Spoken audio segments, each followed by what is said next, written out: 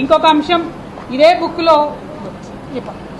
ఇంకొక అంశం ఒక మాట పదే పదే చెప్పింది ఏంటంటే కేసీఆర్ గారు బాగా అప్పులు చేసిండ్రు, రాష్ట్రాన్ని అప్పుల పాలు చేసిండ్రని చెప్పారు. అవి అబద్ధం అని చెప్పి మేము పదే పదే నిరూపిస్తున్నాం.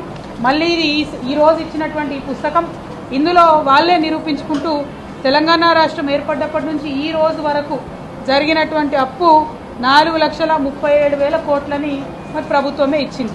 కానీ కేసీఆర్ గారిని పట్టుకొని 7.5 లక్షల కోట్లు అప్పు చేసిరు, మీరు ఇన్ని లక్షల కోట్లు అప్పు చేసిరు అని చెప్పి పదే పదే చెప్తుంటారు. ఇక ఈ 4 లక్షల గమ్మత్ ఏంటంటే ఈ 4,37,000 కోట్ల డబ్బులో ఈ ముఖ్యమంత్రి గారు చేసినటువంటి 1,58,000 కోట్లు ఆయన ఫ్లోర్ ఆఫ్ ది హౌస్లో ఒప్పుకున్నటువంటి అమౌంట్ కూడా ఇందులో యాడ్ అయి ఉన్నది.